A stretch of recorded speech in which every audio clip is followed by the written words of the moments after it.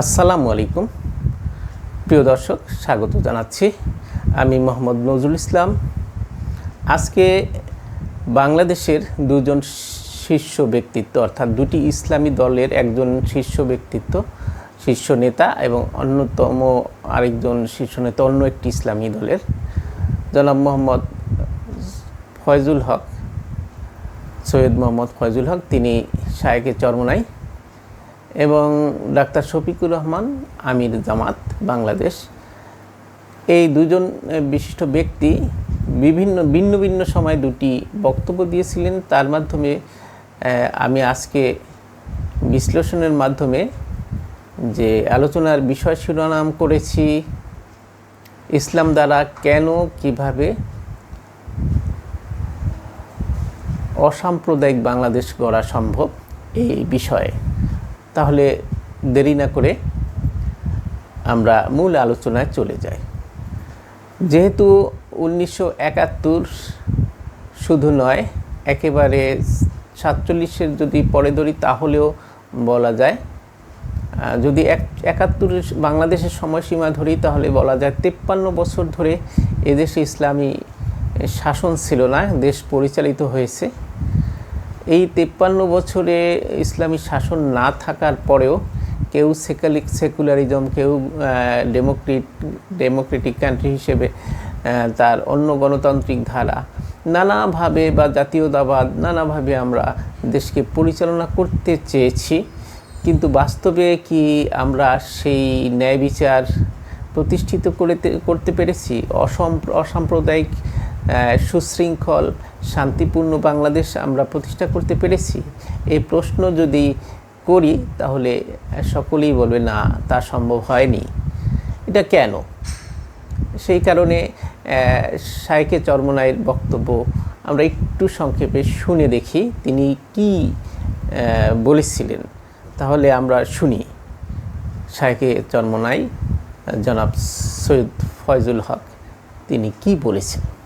5ই আগস্টের পরে যেই কারণে মানুষ জীবন দিয়েছে, রক্ত দিয়েছে, সেই জুলুম অত্যাচার আবারও শুরু হয়ে গেছে। সেই অত্যাচার আবারও শুরু। জ্বালাও পোড়াও, দখলদারি, চাঁদাবাজি, মিথ্যা মামলা। না, বাংলাদেশের জনগণ আর চাঁদাবাজি দেখতে চায় না। হয়রানিমূলক কোনো মিথ্যা মামলা হবে, এইটা আমরা দেখতে চাই না। আমরা চাই মানুষের শান্তি, মানুষের কল্যাণ, মানুষের মুক্তি। নির্বিঘ্নে মানুষ ঘুরবে, হাঁটবে, চলবে। মানুষ ঋষি হোক, কামার হোক, মজদুর হোক, জেলে হোক, তাঁতি হোক, মেতর হোক, শ্রমিক হোক, ধনী হোক, গরিব হোক, শিক্ষিত মূর্খ, পুরুষ মহিলা, প্রত্যেকটা মানুষের ন্যায্য অধিকার প্রতিষ্ঠিত করতে হবে। আমরা চাই না মুসির সাথে খারাপ আচরণ, আমরা চাই না ঋষির সাথে খারাপ আচরণ, আমরা চাই না কুলির সাথে খারাপ আচরণ। আশরাফুল মাখলুকাত সেও মানুষ, রিকশাওয়ালা, সে হালাল রুজি কামাই করে। একজন রিকশাওয়ালা, ঠেলাওয়ালা, ওই সমস্ত চোর এবং ডাকাতদের চেয়ে হাজারো ভালো যারা এদেশে টাকা পাচার করেছে। এদেশে হাজারো ভালো ওরা, কোটি গুণ ভালো ওরা। যারা ব্যাংক লুটপাট করেছে, এদের চেয়ে হাজার গুণ ভালো আমার দেশের শ্রমিকরা। যারা মানুষের বুকের মধ্যে গুলিবিদ্ধ করেছে, তাদের চেয়ে হাজার গুণ ভালো আমাদের নেতরেরা। যারা মানুষের জুলুম অত্যাচার করেছে, এদেশে হাজার গুণ ভালো আমার শ্রমিকরা। আমরা চাই আশরাফুল মাখলুকাত প্রত্যেকটা মানুষকে শ্রদ্ধা করতে হবে, সম্মান দেখাতে হবে, তাদের অধিকারকে ফিরিয়ে দিতে হবে। আর আমি বিশ্বাস করি ইসলামী আইন বাস্তবায়নের আগ পর্যন্ত কোনদিন অধিকার ফিরিয়ে দেওয়া সম্ভব না। আমি একটা প্রশ্ন করতে চাই, যারা মনে করেছেন যে ধর্মনিরপেক্ষবাদ প্রতিষ্ঠিত হলেই হিন্দুরা মুক্তি পাবে, খ্রিস্টানরা মুক্তি পাবে, আমি আপনাদের কাছে প্রশ্ন করতে চাই, এই 53 বছর ইসলামী হুকুমত ছিল না, আপনারা কি মুক্তি পেয়েছেন? আপনারা শান্তি পেয়েছেন? অধিকার ফিরে পেয়েছেন? তাহলে ইসলামকে ভয় করেন কেন? মেধা যোগ্যতার ভিত্তিতে আগামীর বাংলাদেশের দায়িত্ব পালন করবে দেশের তরুণ সমাজ। এইখানেও আমরা কোনো ধর্মের ব্যবধান বরদাস্ত করব না। আমি সরকারের কোনো দায়িত্বে কখনো ছিলাম না, কিন্তু আমার নিজের গড়া কিছু প্রতিষ্ঠান আছে। একটা মেডিকেল কলেজ আছে, সেখানে 750 কর্মকর্তা কর্মচারী আছে। আমার এই মেডিকেল কলেজে যেমন মুসলমান আছে, তেমন গুরুত্বপূর্ণ জায়গায় হিন্দু ভাই বোনেরা আছে, তেমন খ্রিস্টান ভাই বোনেরা আছে, 2-1টা জায়গায় বৌদ্ধ ভাই বোনেরা আছে। আমরা এখানে কোনো বেষ্টন করি, আমরা দেখেছি কার যোগ্যতা আছে আমার এই জায়গাটাকে সার্ভিস দেওয়ার, আমি তাকেই লুফে দিয়েছি। আমি জামাতে ইসলামের আমির। অনেকে বলে যে আপনার প্রতিষ্ঠানে আসলেই কি এইরকম? আমি বলে যে গিয়ে একটু দেখে আসি। আমার মুখের কথা আপনার বিশ্বাস করার প্রয়োজন নেই, ওখানে যান, ওখানে গিয়ে আপনি দেখে আসেন বাস্তবে কি আছে। এর মাধ্যমে আমি আমার মেডিকেল কলেজটাকে একটা ছোট বাংলাদেশ বানানোর চেষ্টা করছি। এইরকমই হবে বাংলাদেশ। একটা হসপিটাল আছে, তার সাথে 750 বেডের। সেখানে তো আমরা জিজ্ঞেস করি না যে আপনি কোন ধর্মের, আমার এখানে চিকিৎসা নিতে এসেছেন। তাহলে চাকরি দেওয়ার ক্ষেত্রে আমি জিজ্ঞেস করবো কেন যে আপনি কোন ধর্মের, আমার এখানে চাকরি করতে এসেছেন? এ মাটি আমাদের সকলের। দ্বিতীয় একটি কথা, এটার কবর রচনা হোক আমি চাই। এটি হচ্ছে সংখ্যাগুরু এবং সংখ্যালঘু। সংখ্যাগুরু আর সংখ্যালঘু এ দেশের সকল নাগরিক সমান অধিকার ভোগ করবে। একটা স্লোগান দিয়ে আমাদের মধ্যে হিংসা, হানাহানি এবং রাজনৈতিক ফায়দা লুটার চেষ্টা হয়েছে যুগের পর যুগ। আমাদের সকল ধর্মের মানুষ হাতে হাত মিলিয়ে আমরা এখন আওয়াজ তুলব, আমরা কেউ এখানে সংখ্যাগুরুও নই এবং আমরা কেউ এখানে সংখ্যালঘু নই, আমরা সকলে সমান। সম্মানিত ভাইরা, আমি ধন্যবাদ জানাই আমার এই বন্ধু, তিনি বলেছেন যে কোথাও জামাতে ইসলামী এবং ইসলামী ছাত্র শিবিরের কোনো মানুষের বিরুদ্ধে লুটতরাজ, ভাঙচুর, অগ্নিসংযোগ, চাঁদাবাজির কোনো অভিযোগ উনি জানেন না। আমি বলবো আপনি জানেন না ভালো, কিন্তু যদি কোথাও জানেন আমাদেরকে একটু বলবেন, আমরা কি করি একটু দেখবেন। আমরা এই ধরনের কোনো অসততাকে, দুর্বৃত্তপনাকে আমরা কখনো প্রশ্রয় দেই না। কাজেই এই কাজের জন্য কাউকে আমাদের বহিষ্কার করার প্রয়োজন হয় না। যেহেতু এখানে তৈরি হয় না এই ধরনের এলিমেন্ট, বহিষ্কার করবো কেন? দরকার তো নাই আমার। এই আঙ্গিনাকে আমরা পরিচ্ছন্ন রাখতে চাই। আমি শুধু আমাদের কথা বলছি না, আমি বলবো যারাই রাজনীতি করবেন মেহেরবানি করে একটা রাজকীয় মন নিয়ে আসেন। ফকিরের মন নিয়ে রাজনীতিতে আসার কোনো প্রয়োজন নেই। আপনি রাজনীতি করবেন, আপনি একজন ভিক্ষুকের সন্তানও হতে পারেন, কোনো অসুবিধা নাই, কিন্তু মনটা আপনার হতে হবে রাজকীয় মন।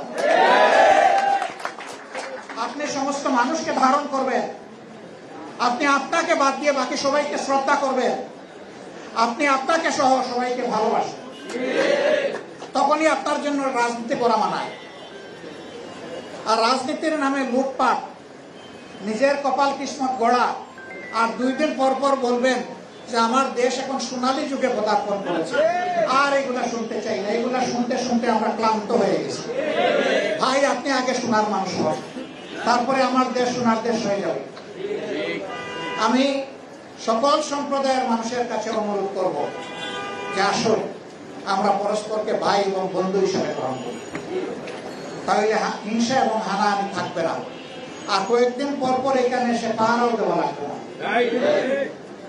আমার বিবেক আমাকে পাহারা দিবে, বলবে নো, তুমি মানব সন্তান, তোমার ধর্মের প্রতি তুমি যেমন শ্রদ্ধাশীল, আরেকজনের ধর্মের প্রতিও তোমাকে শ্রদ্ধাশীল হতে হবে।